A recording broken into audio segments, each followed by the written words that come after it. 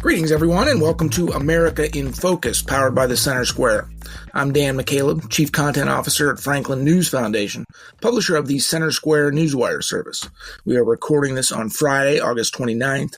Vice President Kamala Harris gave her first sit-down interview since entering the presidential race when she was joined by her running mate, Minnesota Governor Tim Walz, for a taped interview on CNN. Harris has been criticized for refusing to grant interviews and for several apparent flip-flops on her key policy issues. Joining me to discuss the race is Casey Harper, Washington, D.C. Bureau Chief for the Center Square. Casey, you watched the CNN interview. What are your top takeaways? Yeah, I mean, so it's an interesting interview. It's an interesting question. The obvious question is, was this a good interview? Was it good for the Harris campaign or was it good for the Trump campaign? And I think it depends on what the goal was. You might assume, and you might wrongly assume, that Harris wanted to make a big splash to get a lot of eyeballs on this interview and to put her policy out there, as candidates are wont to do, to draw attention to their campaign and favorable attention, of course. But then I don't think that the CNN interview really accomplished that. In an era of viral media and 24-hour news cycles, a taped CNN interview is kind of a relic of 20 years ago. I mean, it's just not what it used to be. That that would have been a major moment in a campaign, as I said, 20 years ago, but now it's just a blip on the radar. I thought, the interview was there's a lot of kid gloves in the interview. I mean, there were some, questions on tough issues for Harris, but it was hardly a tough interview. But you could say, Dan, that if Harris's goal, as it seems it may be in this campaign, is to largely avoid tough media moments and ride the momentum she has now to election day while avoiding mistakes, then you could say that this interview accomplished that. Because I suspect that one of her main goals was to silence critics who say she's not doing media interviews, but also she didn't want to do anything too risky, because I think in her mind she is winning and ascending on the way up. And so if her goal was don't make any mistakes and silence the critics who say I'm not doing enough media interviews, she succeeded. If her goal was to really change this race in a significant way, then she failed. Well, let's talk about some of the specific issues she was asked about and some of the apparent flip-flops she's had on various issues. She was asked about fracking energy.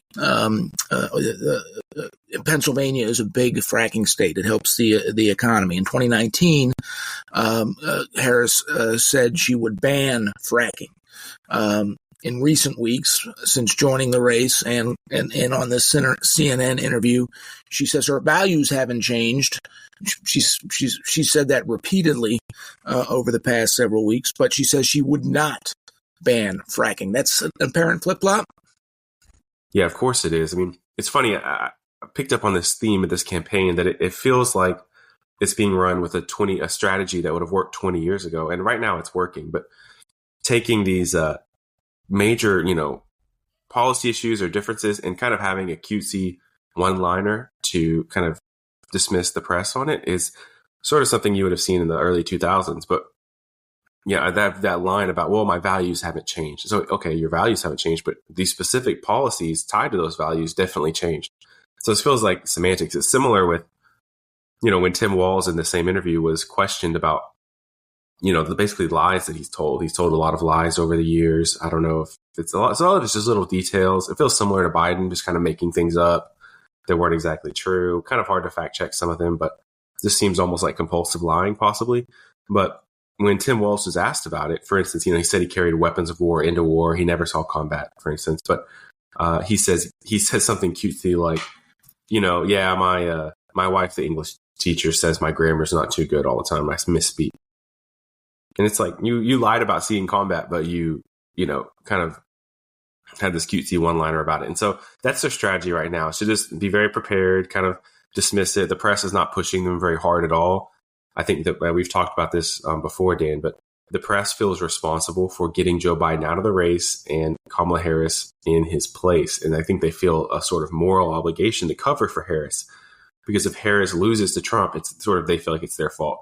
Similar to how they felt it was their fault that Trump won in 2016, because they're almost entirely not even Democrat, but far left, the media is. So that's what's going on there. The the flip-flop thing is interesting. I think that, though, I think Republicans might be making a mistake by focusing so much on that because, again, I'm not to hammer too much this 20 years ago point, but John Kerry was hammered for being a flip-flopper against George Bush in that election, and it was a devastating attack to him. But I'm not sure that just in this current media environment that it really is nearly as effective. I wonder how much it hurts her with the base and hurts enthusiasm that she has really backed off of her fracking ban. I think supporting tighter border security is actually smarter politically. It really neutralizes one of Trump's strongest attacks. And so I think it's politically smart. And you could say she doesn't have values or something, which maybe is true. But I think most Americans now assume these politicians don't have values. So if you're not going to have values and you're going to flip-flop, at least flip-flop the way that Americans want you to. And we could talk too about the border. When she was asked about the ongoing border crisis, she deflected, blamed President Trump for saying he was opposed to this Senate bill, the Senate bill that went nowhere in the Democrat-controlled Senate. She was also asked about Biden and whether she had any regrets, saying right up until Biden exited the race that he was strong, he was a more than capable commander in chief, et cetera, et cetera. She said she had no regrets about that. Why don't we, in the brief moment that we have left, Casey, let's just turn to the polling. Harris does appear to have a slight lead over former President Trump in national polling. However, former President Trump does maintain leads in some of these key swing states. Yeah, that's right. I mean, so if you remember, we saw with Biden and Trump that Trump was winning nationally and in key swing states, and it was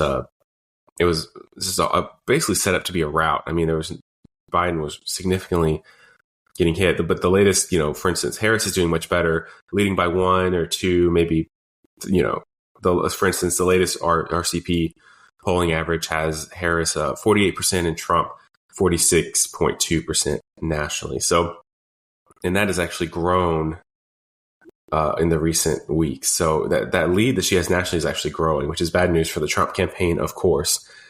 In Pennsylvania, Harris is up 0.8. In Wisconsin, it's 1.4.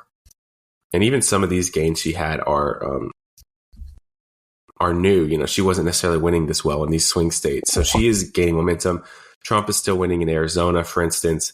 But let's see, I can pull up these others.